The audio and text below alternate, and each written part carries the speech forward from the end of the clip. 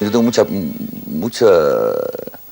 mucho rechazo a hablar y a explicar las películas y a explicar lo que uno quiere decir, la filosofía que encierra el cine de uno en el supuesto de que la encierra y todas esas cosas. Yo pienso que eso se ve en las películas. Entonces lo que tenemos que hacer es hacerlas y después a partir de ese momento pues los demás pueden hablar de ello. Pero no me gusta mucho hablar de ellas, ¿no? Ahora vamos a hacer una excepción, creo, ¿no? Pero no me gusta demasiado. Mario Camus es uno de los directores más sólidos, inteligentes y activos del panorama actual del cine español.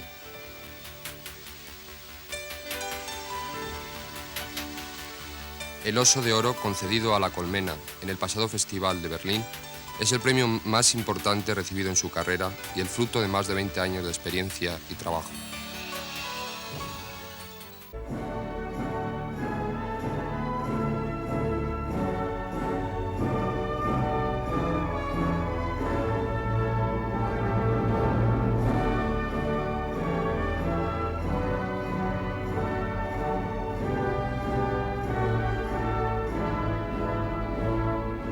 Vine a Madrid de Santander en el año 53 a estudiar la carrera de Derecho.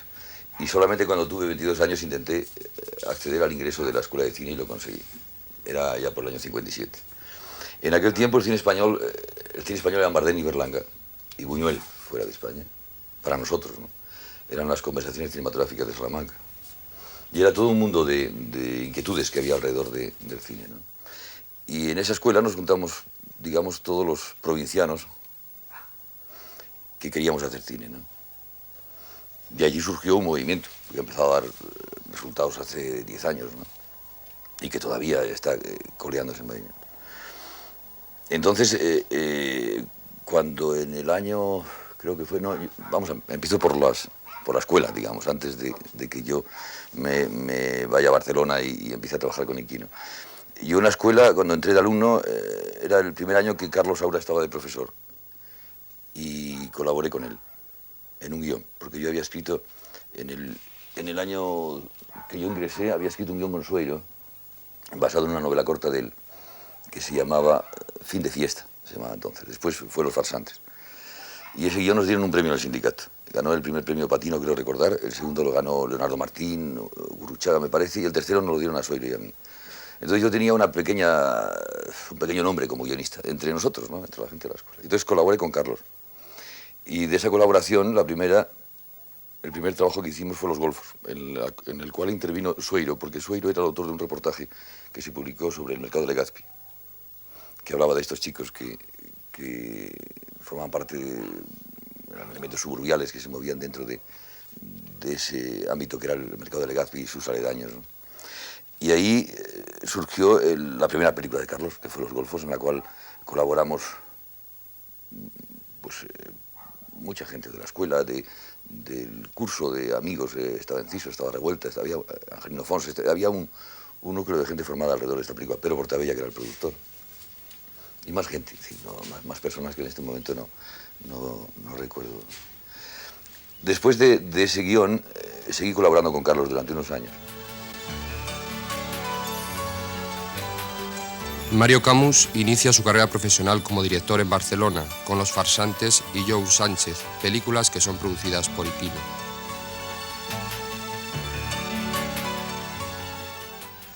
Entonces, a partir me voy a Barcelona en el 63, creo que es en el 63, y hago para Iquino aquel guión que yo había hecho con Sueiro, que había ganado un premio de sindicato, Los Farsantes. Entonces, fueron unos comienzos a los que tengo que estar muy agradecido, muy profesionales, muy duros, porque vivía yo solo en Barcelona y no era nada desagradable, por supuesto, pero era un trabajo muy continuado, muy duro y con gran miedo por mi parte, porque estaba entrando en una cosa de la cual tenía muy escasa experiencia, porque en la escuela había rodado apenas unos minutos de película, ¿no? En aquella primera película ocurrió también una cosa curiosa. Es una película interesante, yo la he visto ahora en Valladolid, creo que es interesante, tiene trozos que no están mal. Pero es un caso quizá único en la historia no por la censura que cortó cosas y prohibió cosas, sino porque la hicieron mezclar de nuevo, que eso era muy gracioso. Entonces la película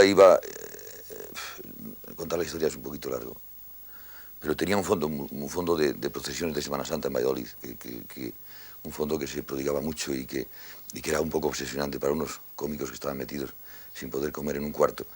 Y ese fondo les trastornaba psíquicamente, ¿no? Entonces, la nueva mezcla, la mezcla que me prohibieron, es decir, la mezcla que salió fue sin fondo de procesiones, entonces aquellos enloquecían por el silencio, pues más que por otra cosa, pero...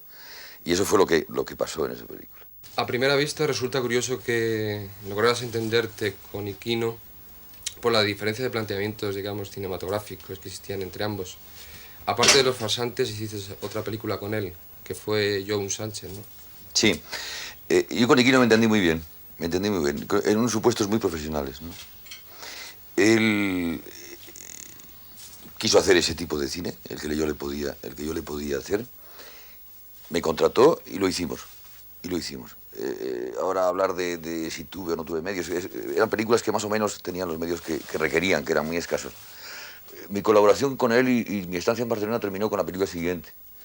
Él me propuso hacer otra película y yo le ofrecí un guión que yo había hecho para Carlos, para Saura.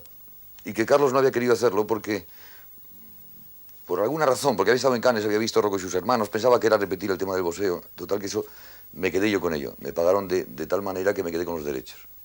Entonces ahí comienza una cosa de mi carrera de la que me siento muy, muy satisfecho, que es mi colaboración, o por lo menos el tipo de películas que yo hago, literarias basadas en las novelas de Ignacio, ¿no? De Ignacio Aldecoa.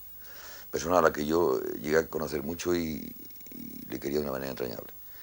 Entonces, yo en el 64, hice esa película, Jun Sánchez, con Iquino y con Julián Mateos de protagonista. Con esa película fui al Festival de Buenos Aires, que fue el festival del año 64, creo que fue. Y bueno, fueron mis primeros premios, trajimos muchos premios, muchas y muy buenas críticas. Y una gran satisfacción. Entonces, digamos que ahí se terminó el ciclo mío de Barcelona. Tras realizar Con el viento solano, Mario Camus pasa por un periodo de cine comercializado, del que se aparta con películas como Volver a vivir y La cólera del viento. Yo hice Con el viento solano con Antonio Gades y María José Alfonso en el 65, creo. Ahí fue. Y esa película, bueno, he pasado algunas, me refiero a ella porque es una película que yo creo que está bien, que es un buen trabajo, un trabajo bastante equilibrado y bastante bueno. Después, porque fue representando a España al Festival de Cannes, y en aquel tiempo, pues, no lo sé, ahora la recuerdo con mucho gusto, no la he visto hace mucho tiempo, pero es una película que yo creo que tiene unos elementos muy propios, muy propios míos y al mismo tiempo marca muy bien esta obsesión mía de acercarme a la literatura de Aldecoa. Después del Viento Solano yo tuve un bache de trabajo y me contrataron para dirigir a Rafael, que ya empezaba a ser una estrella en aquellas fechas, me parece que era el 66 o el 67. El 66. Y lo debía hacer bien porque hice tres, hice una, después otra y después otra. Bueno, y como el encasillamiento en este país se produce de una manera instantánea casi, pues entonces, bueno, pues yo fui el señor que hacía playbacks y hacía películas, digamos, melodramas sentimentales con canciones. Y por eso yo enseguida hice una detrás de otra y después hice una película con Sara Montiel, contratado por Suevia. Creo que ahí se termina un poco la década del 60-70, ¿no? Uh-huh. Y con Suevia tenía un contrato largo. Me firmé me parece que para 2 años o para 3 años. Y en ese contrato se incluyó una película muy extraña, con guión de Miguel Rubio, con una idea de Miguel Rubio y con guión de... Una idea de Maló Marinero con guión de Miguel Rubio y donde intervino Valerio Zurlini, intervino muchos italianos. Era una película muy pretenciosa, muy pretenciosa. En principio se llamaba La cólera del viento. Se llama La cólera del viento.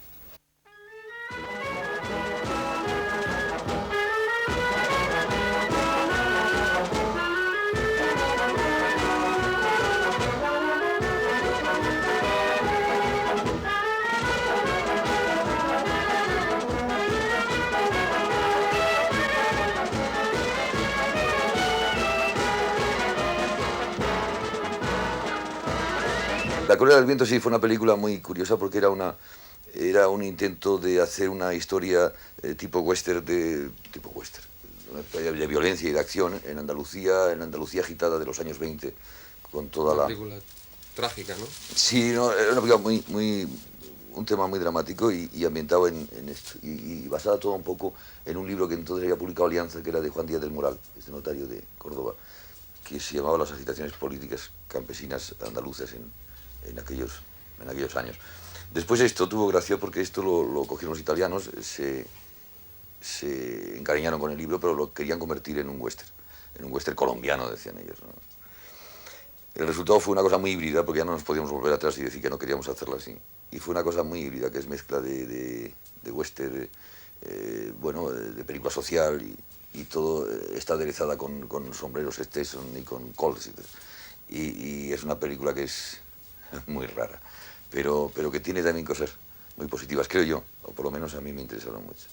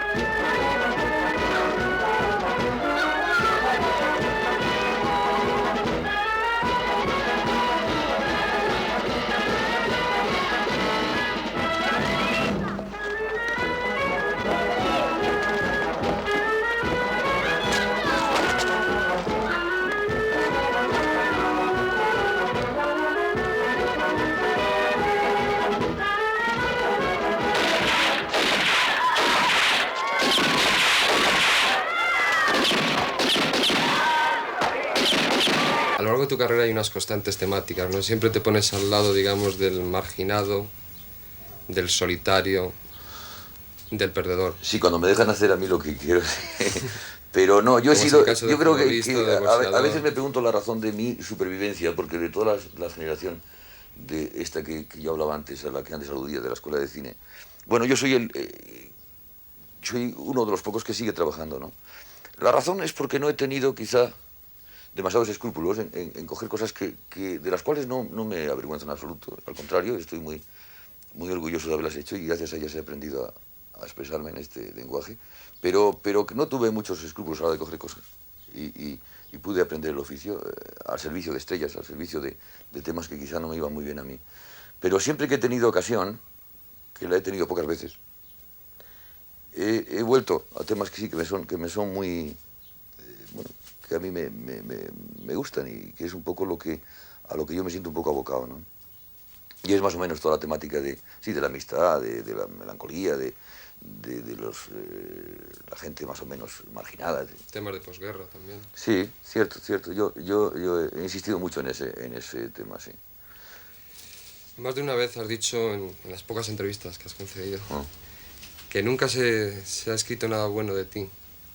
Las entrevistas siempre son demasiadas, no son pocas, son demasiadas porque te hacen decir cosas.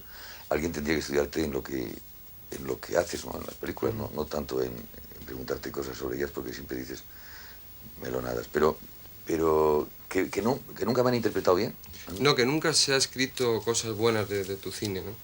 Pero tampoco muy malas, que estamos compensados, ¿no? No, si lo he dicho, pues tendría razones en ese tiempo en que lo dije, ¿no? Ahora Ahora escriben demasiado, yo creo, ¿no? Dicen cosas que no tienen mucho sentido. Sin embargo, lo que sí se te ha reconocido, digamos, es tu preparación técnica, ¿no? Sí. Se te considera un artesano, ¿no? Pero yo pienso que si una persona como yo, que si todas las horas que he hecho yo, tanto para cine como para televisión, horas montadas y colocadas, ocuparían ahora 52 horas de proyección, ¿no? Es decir, más de 2 días de proyección.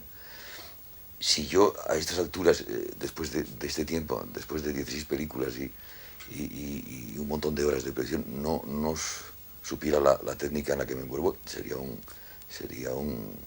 poco cerril, ¿no? Es decir, que eso es normal, ¿no? Es decir, lo he aprendido, naturalmente que lo he aprendido. En 1974 realiza Los pájaros de Baden-Baden y, bueno, vuelves un poco al cine de tus primeros años. Sí, Cine de Aldecoa, ¿no? En la década de los 70 yo había hecho ya para televisión una versión del alcalde de Zalamea, del mito del alcalde de Zalamea, con guión de Drobe. Y hablo de ello porque digamos, dentro de mi carrera, los años más coherentes, digamos, en cuanto a trabajo, son del 70 al 80 o al 83, que digamos. Entonces y habían comenzado a hacer una serie de televisión, las primeras series que hubo, una que se llama Los Camioneros, que no sé si fue en el 72, me parece que fue. Había hecho el alcalde de Zalamea, la leyenda del alcalde de Zalamea, con guión de Drobe. Y en el 74 hice Los pájaros de Baden-Baden, efectivamente. Volví otra vez de nuevo a Aldecoa. Es una novela corta de Ignacio. Una novela que yo hacía mucho tiempo que tenía ganas de hacer. Y la hice un verano en Madrid, en el año el 74, el verano del 74. Y es una de las películas más compactas que he hecho, quizá. No, yo nunca las películas, nunca creo que enteramente sean definitivas ni sean perfectas. Es muy difícil que una película sea perfecta, pero siempre clasifico un poco por secuencias, ¿no? Hay secuencias que están muy bien.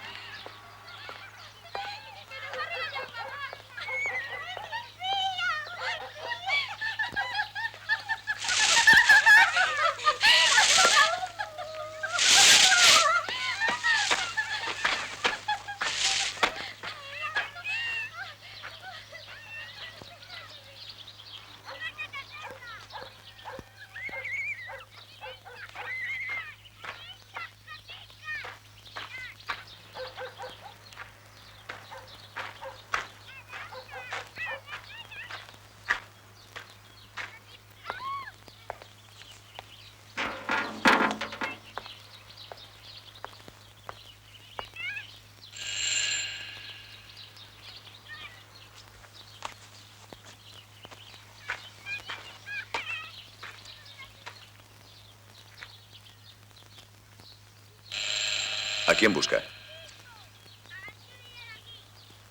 Venía buscando a un fotógrafo que se llama Pablo Alcorta. Me dio las señas el profesor Salas. Estoy haciendo un trabajo para un libro. Sí, me llamo Salas. Venga por aquí.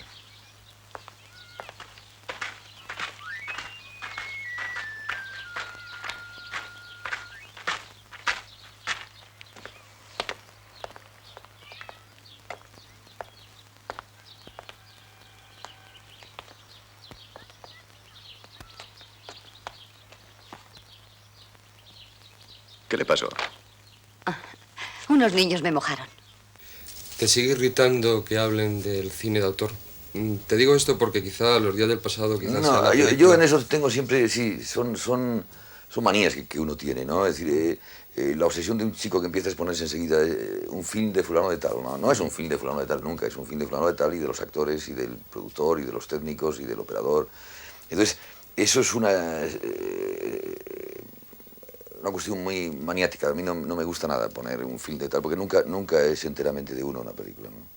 Por mucho que la escriba y la dirija. Siempre hay elementos con los que tienes que colaborar y que contribuyen cada vez más a ayudarte a hacerla, ¿no? Entonces es injusto dejarles marginados y decir la película es mía, ¿no? Por eso me meto siempre con lo de cine de autor. Y en relación con el cine de autor, bueno, pues cada uno tiene su teoría con respecto a eso. Y la mía es que, bueno, que estamos abocados a ese nuevo género que surge cuando todos los géneros han sido ya absorbidos por la televisión y surge este nuevo género que es el cine de autor. Cada uno hace digamos, un tipo de películas donde ya no hay inclusión en el cine negro, o en el western, o en la comedia, o en el cine musical, sino que son películas, aun siendo musicales, de autor, aun siendo de comedia, de autor, ¿me entiendes? Y bueno, y contra eso, eso es lo que estamos viviendo ahora y no se puede evitar, claro. Existe ese género y está en boga desde hace mucho tiempo, ¿no? En la primavera daré otra vuelta por aquí. ¿En la primavera? ¿Cuánto tiempo se va a quedar? No lo sé. Depende. ¿Depende? ¿De qué? ¿Quieres sujetar un momento? No me lo diga. Y siga estando como está ahora. No deje que el frío y la soledad la estropeen. Gracias. Si quiere algo más de mí, pregunte al habilitado. Él le dará mis señas y me escribe a Santander. Bien. Bueno, hasta pronto. Hasta pronto. Dios.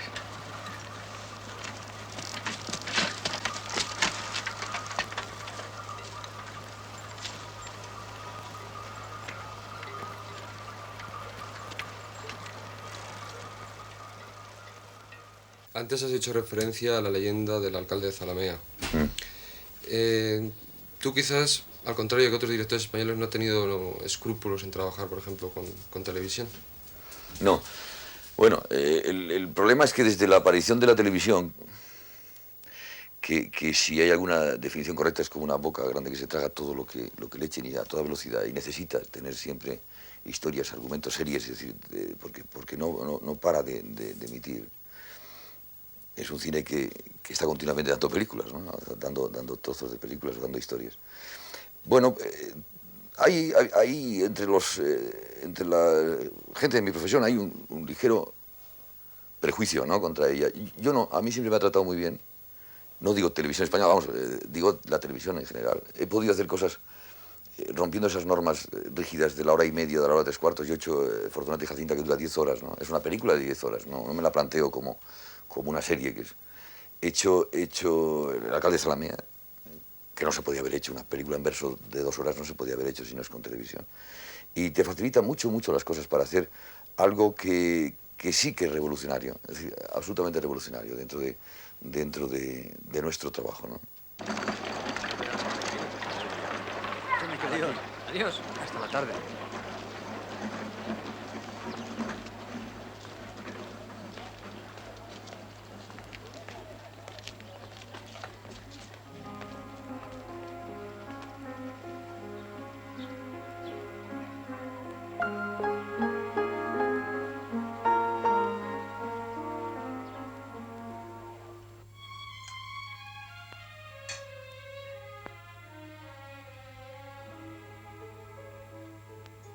He visto a ese señorito, ¿A quién? al que te deshonró. Juan Santa Cruz se llama, ¿no?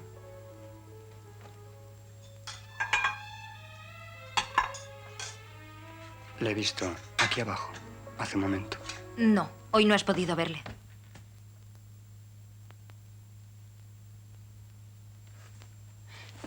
¿Cuándo hubiera podido verle? Dímelo, ¿cuándo? Estos días de atrás, verle como tú le has visto. ¡Calla!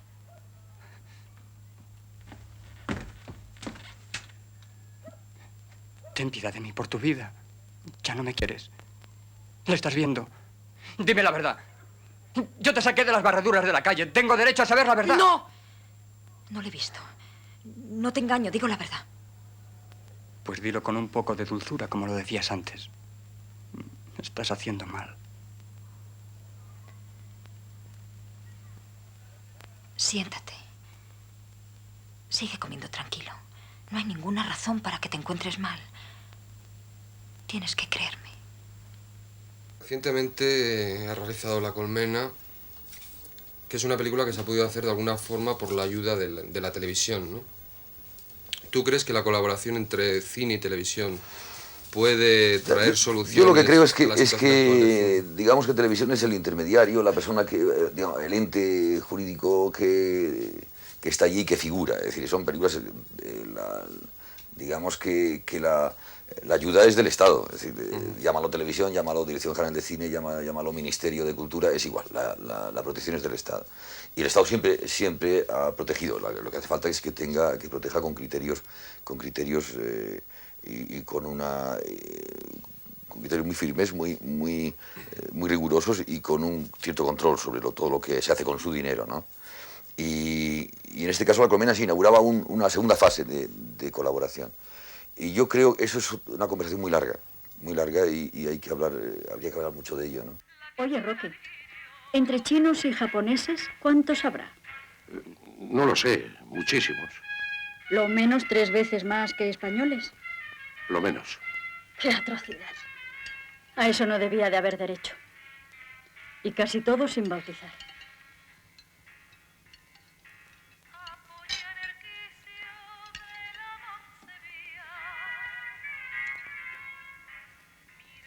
Parece que no se dan cuenta que en las casas hay chicas jóvenes.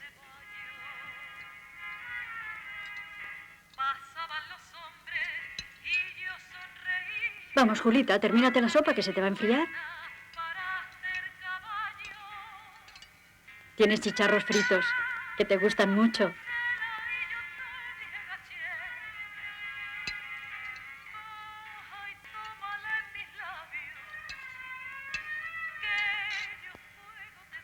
Yo las cosas que he hecho para la televisión aquí, casi todas se han vendido muy bien en el extranjero y han funcionado muy bien por ahí fuera, ¿no? Y como las mías, otras cosas que se han hecho, ¿no? Simultáneamente, antes o después. Y yo creo que es un camino fantástico ese y que todo lo que se haga en ese sentido será formidable siempre que exista un control muy riguroso en televisión. Ahora, de todas maneras, también hay que decir que yo con equipos de televisión he trabajado divinamente. Fortunatamente y Jacinta se hizo con equipos de televisión. Y eran equipos de primera categoría, absolutamente. Es decir, que puede existir la protección para afuera y también se pueden hacer cosas dentro, un montón de cosas. Bueno, hemos repasado un poco por encima todas tus películas. Yo quisiera, para terminar, tocar un poco el aspecto humano de Mario Camus. O sea, cómo es Mario Camus en su casa, con su familia, con sus perros. Joder, eso no estaba preparado para contestarlo. Me imagino que soy absolutamente normal. Es decir, que lo que pasa es que tengo muchos hijos, muchos perros y una casa muy grande, pero sí que no me considero muy capacitado para hablarte de eso. Normalmente estoy siempre con la otra familia, que es rodando, ¿no? De 12 meses, pues suelo pasarme 6 con gente de cine, pero no creo que haya nada que destacar o distinguir, no. Que tengo muchos perros, sí, pero otra cosa no. ¿Ahora qué estás preparando? Ahora estoy preparando una película que ruedo en Argentina, parte en el norte de España. Y la parte argentina, que es la gran parte de la película, el 70%, lo ruedo en la Patagonia y en Buenos Aires. Y es una historia de marginados, de perdidos, de seres solitarios que no están agarrados en el mundo y que, bueno, y marchan como los barcos de vela, ¿no? Se llama El Camino de los Barcos, exactamente. Y es una historia que a mí me gusta mucho, es mía, es decir, que en este caso es sugerida por mí. Y no lo sé, me da pánico, me da todo de que salga bien, pero pienso que sí, que sí tiene todo lo que yo necesito, que creo que lo tengo. Haré una película, bueno, que a mí me guste, es decir, eso lo demás ya es otra cuestión. Esa mañana eternamente repetida trepa como un gusano por los corazones de los hombres y de las mujeres de la ciudad, golpeando, casi con mimo, sobre los mirares recién despiertos. Esos mirares que jamás descubren horizontes nuevos, paisajes nuevos, nuevas decoraciones. La mañana, esa mañana eternamente repetida, juega un poco, sin embargo, a cambiar la faz de la ciudad. Ese sepulcro, esa cucaña, esa colmena.